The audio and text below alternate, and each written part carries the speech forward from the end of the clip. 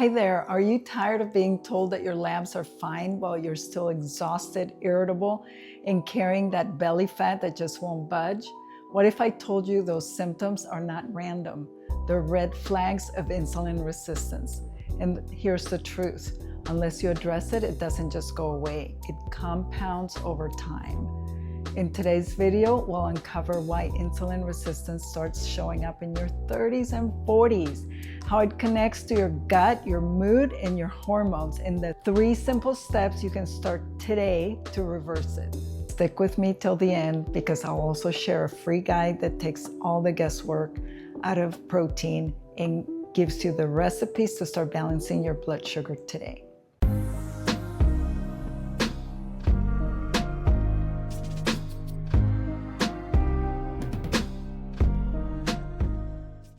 Hi, I'm Monica Paz. I'm a functional nutritionist and I help women in perimenopause and menopause get to the root causes of their symptoms like fatigue, bloating, weight gain, anxiety, inability to sleep so that you can feel strong and energized again. And the biggest of the root causes I see, insulin resistance. Most women don't know they have it until it's too late, and I don't want that for you. Here's the first thing you need to know. Insulin resistance starts before your blood work shows a problem. In your 30s or 40s, you may already notice belly fat that's coming up out of nowhere, sugar cravings that make you feel out of control, irritability, brain fog or low energy, trouble sleeping through the night. But even when you go to the doctor, your fasting blood sugar might still look normal. That's because glucose is often the last marker to shift. Insulin resistance builds silently for years, and while labs may not flag it, your body's already sounding the alarm. So let's talk about the symptoms most women overlook. Gut issues, irritable bowel, bloating, constipation. This happens because high insulin disrupts the gut microbiome. The gut microbiome is an organ. We have for every cell in our body, we have 10 bacteria keeping us safe. It affects the immune system. It affects your mental health. It affects your skin rashes and how you age, your blood sugar and your sleep. The microbiome is so vital to health that we cannot ignore it. It affects belly fat. So let's think about this. Belly fat isn't just about cosmetic. It's about visceral fat around the organs. And this visceral fat drives inflammation. Let's talk about irritability and mood swings. When your blood sugar spikes, your brain gets a surge, then it crashes, and you feel anxious, irritable, angry, hangry, and sad for no reason at all. That happened to me for many years. I dealt with that and I thought I was losing my mind. It's so sad because most women in perimenopause don't know what's happening to them. So don't let that happen to you. Let's talk about sugar cravings. This is your brain screaming for quick energy after a crash. Brain fog and poor sleep. When blood sugar dips overnight, your body releases cortisol to bring it back up.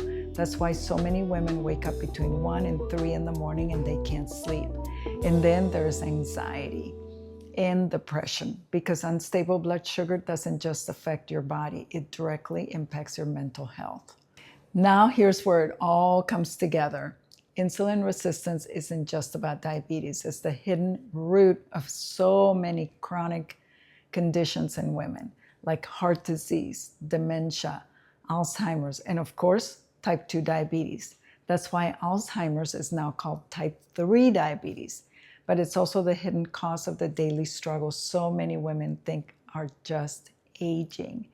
Belly fat, low energy, brain fog, poor sleep, mood swings, they're all connected to blood sugar. And here's the hope. You can absolutely reverse insulin resistance using food and lifestyle as medicine. Let me pause right here and ask you to please like this video and subscribe if you're still with me. It really helps the channel. So let's make this really practical. Here are the 3 steps I recommend to start reversing insulin resistance today. Eat protein at breakfast. Most women I see start their day with carbs like cereal, milk, toast, fruit, juice, and coffee all by itself. And this sets up the sugar swings all day. You're going to be hungry mid-morning, and then you're going to start craving.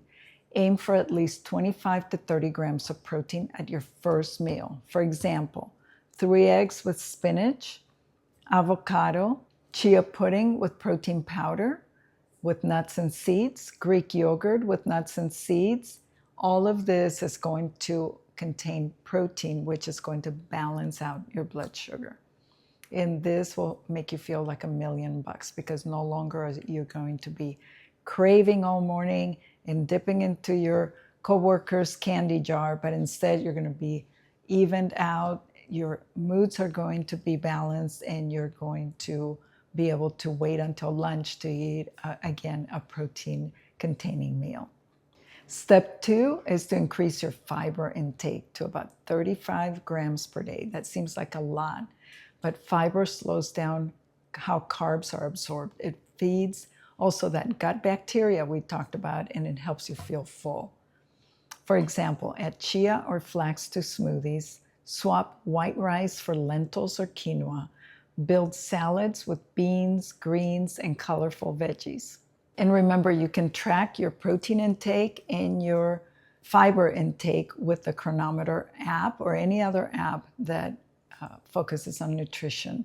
And you'll see how quickly you can achieve your goals. But you got to track it. If you don't track, you'll never know where you are. Step 3 is move after each meal. It doesn't have to be a marathon. You don't have to go to the gym for an hour.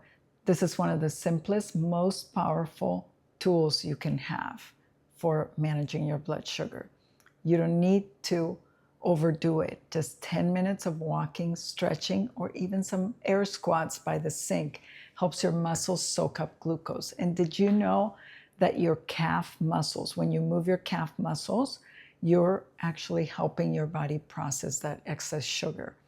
And you don't even have to get up. You can be at work and moving your calf muscles. That calf muscle is like a second heart.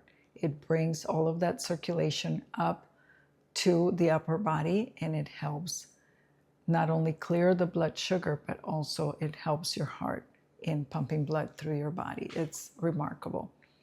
Movement after meals lowers blood sugar and cortisol. Remember, cortisol is the stress hormone. It's going to moderate your anxiety and mood issues.